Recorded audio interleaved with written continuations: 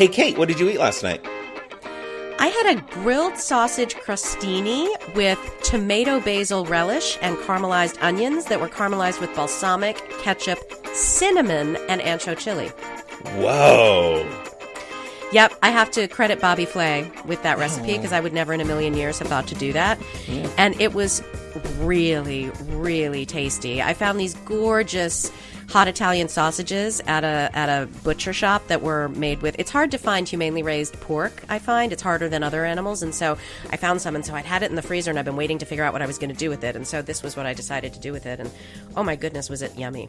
Wow, way to go, Bobby Flay. Your boyfriend can really come up with some good suggestions for you sometimes. Yes, he's good at many things. What did you have? I had Kajmak. Kajmak? You heard me. What's that? So it's a creamy dairy product. It's sort of similar to, I forget what it's like, some type of cream, like clotted cream where they infuse it with heat. But it's made from the milk of like whatever you want, cows, sheep, or goats. And then it's sort of served in this really sort of great whip thing. My sister Helen took me out to this really wonderful restaurant, which is sort of a Balkan-inspired cuisine. And it was just this really, and I had a particular aged cow cheese, and it was served on a flatbread with olive oil and fresh herbs, truffle paste, and was baked really lightly. And it was just this really sort of creamy, cheesy thing that just ran on and on and on. It was so delightful. Wow. So is it more the texture of like a ricotta?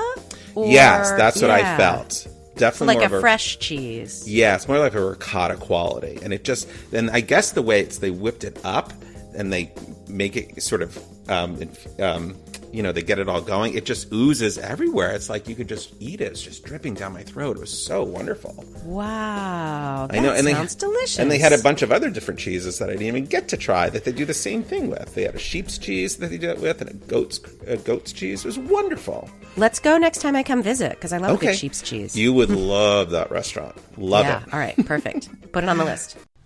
Our regular listeners know that we generally have really good sound quality on our episodes. This is an exception. We're terribly sorry, but we were having some major technical difficulties during this recording. So there's a few glitches here and there. We edited to the best of our ability, and we think that this is definitely still a solid episode, but you'll hear a little static, a little feedback. Every now and then it sounds like the microphone is in our mouth, things along those lines. But rest assured, that is our error. There's nothing wrong with your machine because I'm 90 and it's a machine. All right, enjoy. Hello and welcome to another episode of You Won't Believe What I Ate Last Night. I'm Kate DeVore. And I am Rick Fiore. And this is our ongoing conversation about food, health, weight management, and our endeavor to be and stay healthy in a really tasty world. With love, kindness, compassion towards ourselves and others. Today, we have a special guest, Mark Addison, who is going to talk to us about cocktails. Mark is the author of the new book, Cocktail Chameleon, and we're really excited to have him here with us. Welcome, Mark. Thank you. Happy to be here. Question mark is, what did you eat last night? I can't believe what I ate last night, actually. Awesome. I had planned something completely different. I was taking some friends out after a book party that I had last night. So we pre-cocktailed at the book party and decided that we were going to go to have a nice healthy dinner at the seafood bar at the Breakers in Palm Beach here. And best laid plans were totally ruined. And we decided to go to the sushi bar instead and had a smorgasbord, if there is such a thing, of sushi and Asian fusion cuisine. So we had pot stickers and calamari and some sushi rolls and 3 different entrees of beef, chicken, and shrimp, and had a lovely family-style dinner. So... Oh, what a lovely night that sounds like. The salad went along the wayside. I knew there was a reason I'd like you, Mark. I usually try to have a salad a day, actually, and my plan was that was going to be dinner, but not last night. Sorry. You know, when we were prepping for this interview and I saw pictures of you online and looking through your book, I'm just so at how you love, because I often wonder how people that spend a lot of their time making and dealing with alcohol don't weigh like 500 pounds. Because I've always struggled with, I love alcohol, I love tasting alcohol, but I always struggle with intake. You know, I don't like getting drunk. I've never liked that. So how do you, particularly in your world, how do you stay healthy in a really tasty world? Well, moderation is really the key there. Like last night's dinner, it seemed like I may have overate by what I described, but I just had a taste of each thing. I had one dumpling. I had a few pieces of calamari. I had a little sampling of the chicken, the beef, and the shrimp dish that we had, and a little bit of rice. And I think that really helps in terms of moderating how much food you're eating. Is if you do family style, you have a little taste of each thing and you feel very satisfied, versus having one single meal and you feel like you may have to clean your plate, like your mother always told you, like my mother always told me, or, you know, and you can leave some behind. So moderation is the key. Instead of having a big, huge sandwich, have a half a sandwich, and you still get that yummy, wonderful taste and you're satisfied. And then I have small meals throughout the day versus starving myself and then just diving into a huge plate of food. So when you have I'm sorry, I haven't heard anything since you said one dumpling. I've been... And I don't think that's an audio problem.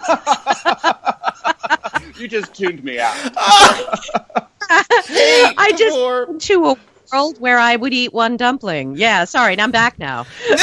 Well, I planned that. I asked them. The dumplings came in. There was 5 people. The dumplings came in an order of 4, so I asked for an order of 5, so that there wasn't 2 plates of dumplings, and then I would have gone for the second one because I couldn't leave one behind. You are a genius.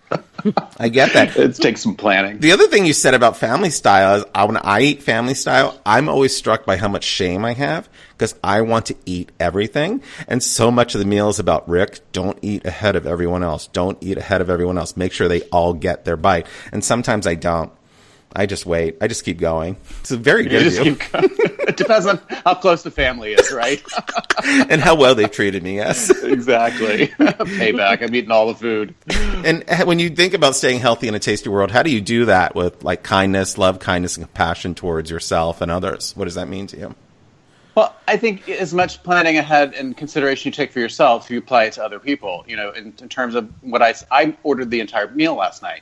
So I made sure there was, beans in one of the dishes. I made sure that we had, some other vegetables, only 1 plate of rice. And I asked the table, would you prefer white rice or fried rice, or no rice? So being considerate that way. And in terms of alcohol, I find it entertaining.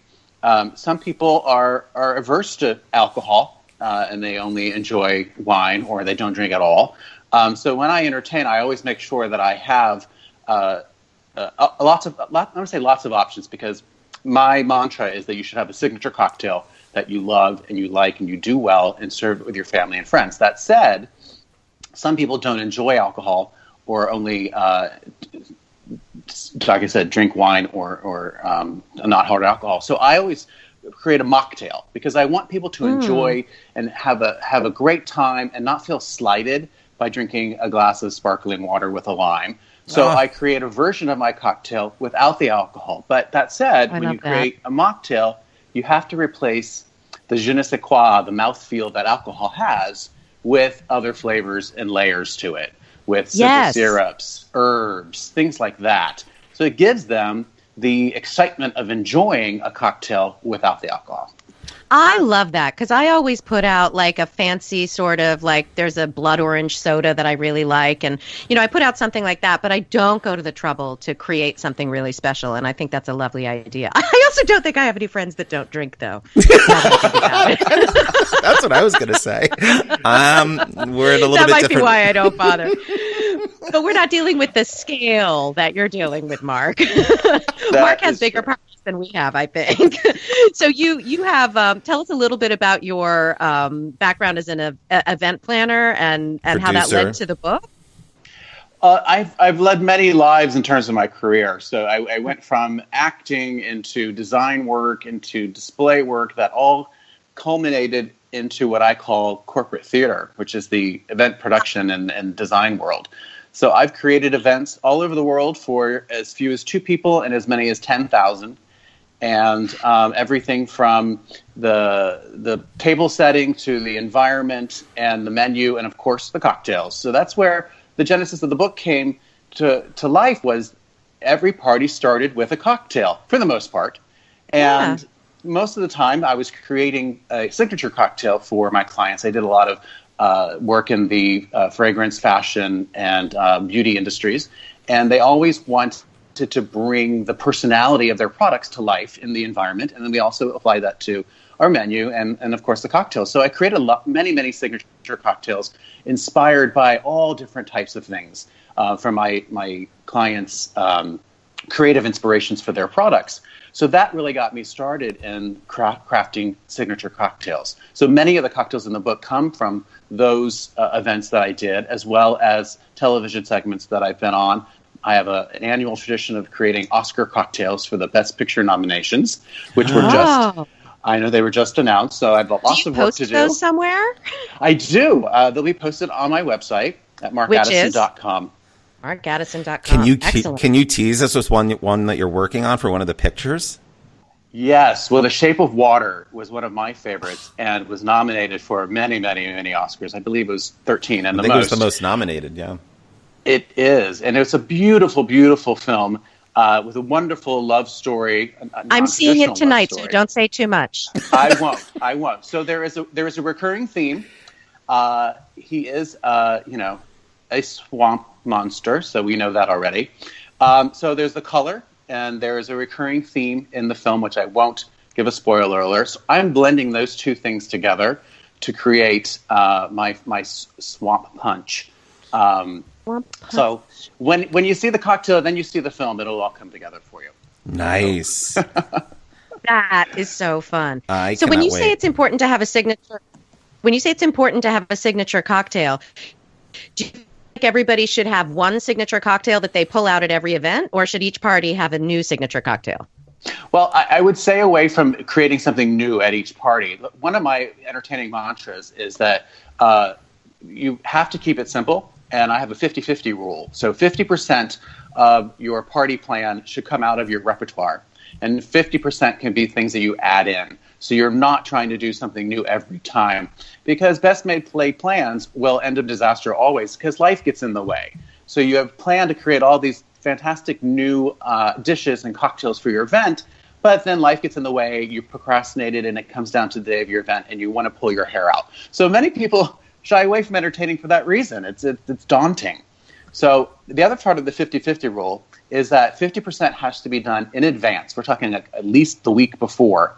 And then 50% requires your attention, because I say it's called entertaining for a reason, because you get to have fun while you do it. If you're not having fun, then we need to talk. Oh, yeah. And idea. That comes down to the pre-planning, I imagine. Absolutely. And I don't want people to be a slave to their food and be chained to the kitchen or chained to the bar. Get out behind the bar, get out from the kitchen, and enjoy your party, because the guests are there to see you as much as to be entertained by you. Mm. So a signature cocktail, back to your question, a signature cocktail is something that you should have in your repertoire, and I'd say come up with 2 or 3 that are appropriate for different occasions. Something a little bit more elegant for a nice, quiet dinner party. Something a little more festive for a larger group. And then, for a while, I was making one that had Malibu and gin and cilantro and serrano and lime and agave, and it's so good. But it's also something you could get sick of. Well, just switch up a couple of different ingredients in there, and then you have a different version or variation on that signature. Yeah. And that could be your new twist that you have at different events. So you have your base is the same, and then add a different herb. Change out a different mixer. Serve it in a different style glass, because I say the cocktail attire, glassware is the cocktail attire for your cocktail. So it's as important as what you're serving it in as what you're serving. So I love that. That's one of the things we were actually going to ask you about. So since you're already talking, thank God. Yeah, why does that matter so much? Please. I love that. But why? In your book, by the way, you guys, his book is so beautiful, and it's filled with these gorgeous pictures of all these drinks in fancy glasses. So looking beautiful. The other thing I really love about the book is it actually has where the drinks started, how far back you can trace them, the ideas behind how the names of the drinks came. It's really one of the fun things for me about the book. Well, the book is based on 12 classic cocktails. So each classic started somewhere, and some of them date back to the 1860s. And then the 1920s and 30s, and nothing really past the 40s. I wanted to keep it classic, but show how you take a classic cocktail and reinvent it and create it, make it your own signature. Right, but back to the glass question. Why does that matter? Well, I think there's rules to adhere to and rules to be broken in cocktail making. And I think glassware is one of them. I mean, certainly there's traditions with a champagne flute, and you wouldn't serve something on the rocks in a champagne flute. So that's just common sense. Mm-hmm. And then the other part is personal style. Is your style elegant? Is it whimsical? So that's another layer of your choice of glassware. But the other rules are broken. You can serve a nice punch on ice in a beautiful red wine glass. You can serve a martini in a champagne flute. So you're just adhering to the rules of functionality versus the rules of tradition. But it is important because the personality of your cocktail is reflected in the personality and style of the glassware. And I'll note that each cocktail in the book is individually photographed, and they're photographed in their own specific glassware. So there's 12 cocktails in each chapter, 12 chapters, 144 cocktails, 144 unique glasses that I collected along the way through my many years of cocktail making. Brilliant. For those of us that can't have 144 glasses, what are the basics that we should have? Sorry, yes. Rick, I know I jumped you there. No. We're having a little audio problem, y'all. So when you hear us jumping on each other, it's not that we're rude. It's that we're having some audio issues today. So forgive us. So the basics you need to have is a great tumbler. So a tumbler is very multifunctional because you can serve things on the rocks. So you can serve something neat. You can serve, a Manhattan and a Margarita and a Bloody Mary, in a tumbler, and it also serves if it's elegant shape enough, or tulip shaped. You can use it as a stemless wine glass even. So the tumbler is the most versatile glassware in someone's home bar entertaining arsenal. Then I would select a nice white wine glass and a red wine glass. Now, wine glasses have been created for very specific types of white wine. There's a sweet wine, there's a dry white. Champagne has a flute, there's a coupe. I wouldn't go that far and choose 6 different wine glasses. I would choose a nice white wine glass that's versatile and a nice red wine glass that's versatile. Red wine glasses can serve punches, you could serve water, obviously red wine, which is intended for. And then I would choose between a flute and a coupe. I personally would go with a coupe. They're a little more retro and fun in style, and then you can use those to serve martinis, Manhattans, anything that's served straight up. So that's where I would lean. But if you love a champagne flute, then I would add a champagne flute. So it's a white wine glass, a coupe or a cocktail glass, and the tumbler, and then a red wine glass. So it's only 4 glasses that you need. Did you know? Hey, Rick, did you know that capsaicin, which is the thing that makes hot peppers hot to the mouth, is best neutralized by casein, which is the main protein found in milk? No! Yeah, so if you're out and if you're out and you eat something really, really hot and you want to try to cool down your mouth, water doesn't help, salt doesn't help, it's milk that will help cool it down better than anything else. Good to know. Get me to an udder. Could you talk a little bit about stems on actual stemware and how that relates to the temperature from your hand and how that may or may not affect a drink? Well, I think in the cocktail world, it's not as important because most of you're well chilling your cocktails. Your martinis are going to be really well chilled. So things that are served straight up, yes, they do warm up faster, obviously, than things that are on ice, but it's not as important as wine. You're changing the temperature of the wine. Wine is served at a specific temperature for that type of variety, and in the best cases. Served at the right temperature. So it's not as important for wine. And I think it's generally not as important because most of the people, honestly, hold the stem glass by the bowl. even a martini glass. So even though there's a stem, and the tradition, and the common sense says to use the stem so you're not warming up, the liquid in your bowl, more often than not, people are just grabbing the bowl anyway. So I think it's not as important. All right, from your book, could you give us one drink that's really good for a beginner and maybe one that's really good for a more advanced person? Because Kate's definitely the more advanced sort of, what would we call, mixer. And I'm really, I'm in the beginning stages of it. Always have been. And Kate just has much more of an interest in how things mix together. Well, I think the two that I love and I think are the most simple and yet you can have the most fun with are Bloody Marys and Margaritas. Being that you change in a Bloody Mary, there's so many things you can add, different flavors that you like or take away that you don't like. And I know friends who don't like horseradish, so I put horseradish on the side. There's also really fun way to entertain, and you create your own Bloody Mary bar or a Margarita bar. So you have your basics, your tequila, maybe it's a Blanco and a Reposado. Different juices. You have to have lemon and lime as a base. That's the base of a sour mix. And then watermelon juice. You can add pineapple juice and different other types of tropical flavors. And let your guests play and have fun at mixing their own margaritas. It takes the stress of entertaining off of you. You're not behind the bar. They're behind the bar or really in front of the bar. I love that. So that's really two great Bloody Mary bar and a Margarita bar are really great entertaining ideas that you and your guests can have fun in crafting your own individual drinks and flavors. That is fun. I've done mimosa bars before, so it's the same idea, just a variety of juices and nectars and stuff along with the sparkling. Absolutely. And with Bloody Mary bars, the more the merrier. A garnish on a Bloody Mary bar, a Bloody Mary cocktail, it should be more is more. That's the rule there. Right. Are you one of those people that puts an entire ham sandwich on your Bloody Mary? Maybe not a whole ham sandwich, a half a sandwich. Moderation, remember? You have to bring that word up again, Mark. Thank you very much. Kate and I love doing the research for this show, and we researched this show hard, people. One of the drinks we made from your book was the bourbon ginger beer, which was really tasty. We really enjoyed that one. Bourbon ginger brew. Bourbon ginger brew. Yeah. Thank you. Yeah. And it brought up an interesting point, which is first we made it exactly to recipe, and then I think with anything else, everybody has their own preferences. And so we ended up on the second round making some little adjustments for our own personal taste, which I think is the whole point of a cookbook, isn't it? Or a recipe book is that's what I do usually with any kind of recipe. I make it first as written, and then the next time I make whatever adjustments that I want for my own.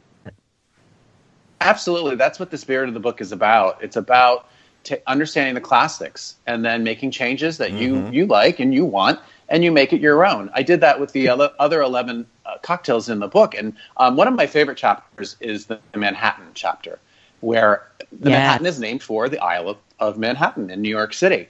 So each of the cocktails variations of the Manhattan that I created, I named them based on different destinations, not necessarily cities. So in the Manhattan chapter, I have the Wall Street, which is same proportions as the Manhattan, but I added different flavors and a different garnish, and I chose a glass that actually had an angled sham. The sham is the base of a stemless glass. So an angled sham to represent either the rise or the fall of the stock market. So that's where you have fun, and that's, again, the glassware is part of the personality of the cocktail.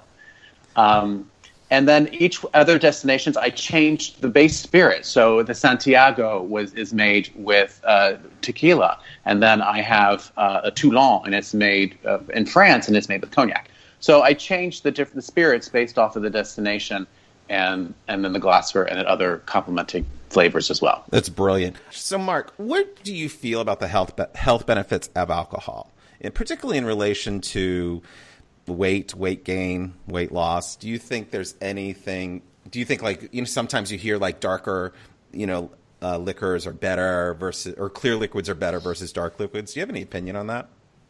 Well, the clear liquids have less sugar, so I think in terms of caloric intake, the darker the liquid, the more sugar is involved. traditionally, I'm thinking, some of the darkness of the liquor can come from the aging process. Dark rum has more sugar from molasses, but it also has a darker color because of the charred barrels, the extremely charred barrels that they're stored in. So that is true, and they do say that all alcohol does have calories, but it's also what you're adding into the cocktail, which adds to the caloric intake. Alcohol, to balance, a good cocktail is all about balance, and you're balancing the different flavor profiles from sweet and bitter to the alcohol forwardness, which is tempered by the other ingredients. And sugar is one of those things that temper the alcohol flavor in a cocktail. So it's essential. It's just a matter of personal flavor and taste, how much you put in, and I think same to your point, Kate. You make a recipe, and then this might be too sweet, or it's not sweet enough. And I always say taste as you go, so you can add the right amount or balance based on your palate and your preferences. Yeah, and speaking of all the things that go into a cocktail, what are the components? You got to have an alcohol, you have some kind of mixer, but what makes something a cocktail rather than just a drink? Well, a cocktail traditionally has 3 ingredients in it. So it has to have at least 3 ingredients in it. So you have your alcohol. The very first cocktail is called the old-fashioned, and it's the old-fashioned way of making a cocktail, which is where it got its name.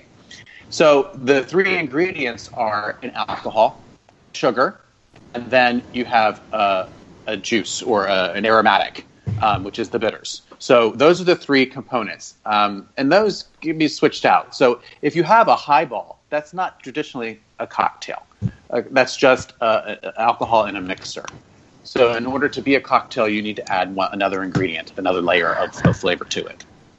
Cool. Thank you. What's in a well-stocked bar? Well, in a well-stocked bar, the 3 things that make a great cocktail, one, are a good portioned recipe, which I just talked about, with all natural ingredients.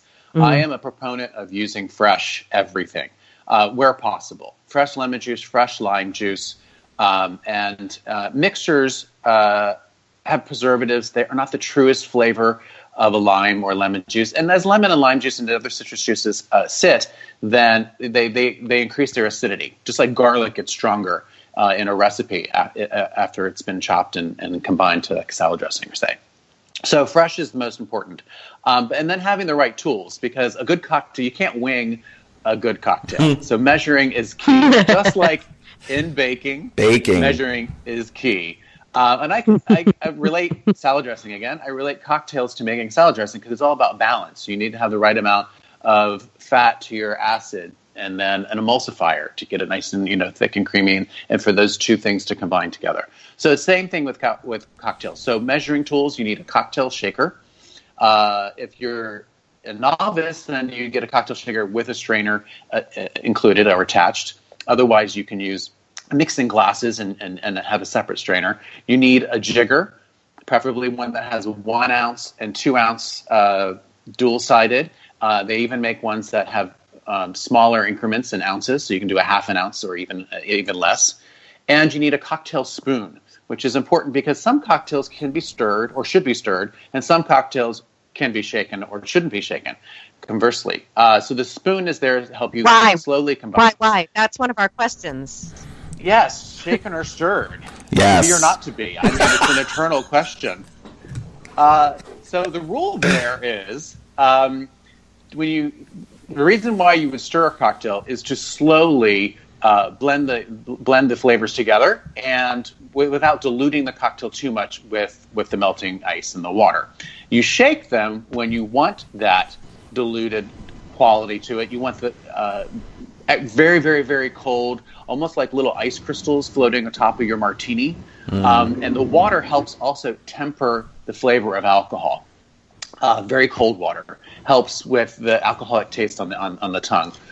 The 2 things you should never shake are tomato juice and pineapple juice, because they create this unattractive, frothy quality to the cocktail. Where that's attractive in a margarita. You do want that frothy, lemony, lime, icy surface on the top of your margarita. So those are the 2 rules, and that's the reason why you would shake or stir.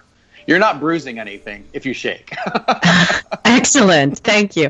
I was at a bar once, and I was sitting at the bar, and it was a fancy bar, one where they have all the herbs and all the fun things and tinctures and smokes and, that kind of thing that go in there. And drama. Yes, exactly. Right. It's so much fun. It's a show. And I don't remember what the drink I was ordering was, but I was talking with the bartender about it, and I said something about shaking it, or he did, or something. And then he goes, well, I wouldn't shake that drink. I wasn't raised by wolves.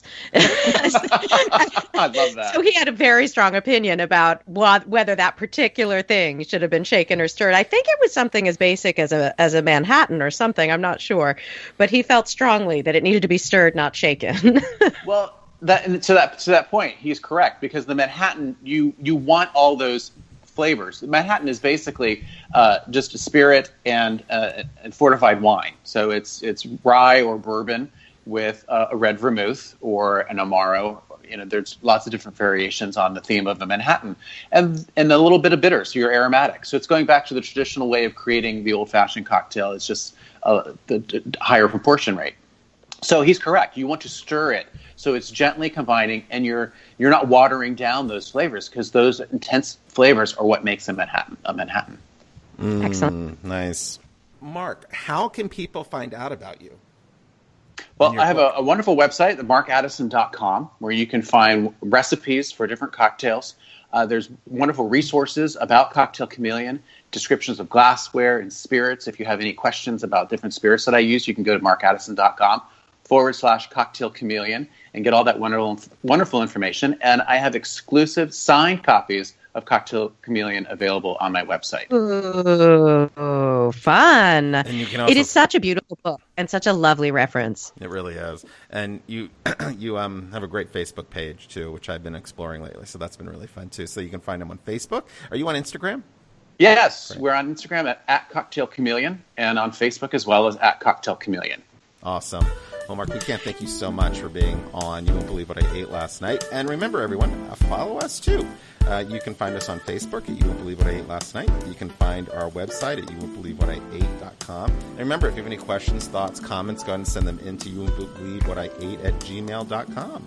And most importantly, subscribe to our podcast on iTunes or Stitcher or SoundCloud. You can even subscribe to it on YouTube. If you are not a podcast person and you're comfortable with YouTube, go there. So we look forward to sharing more information with the rest of you listeners. So thank you so much. Thank you, Mark. Thanks so much, Mark. Thank you.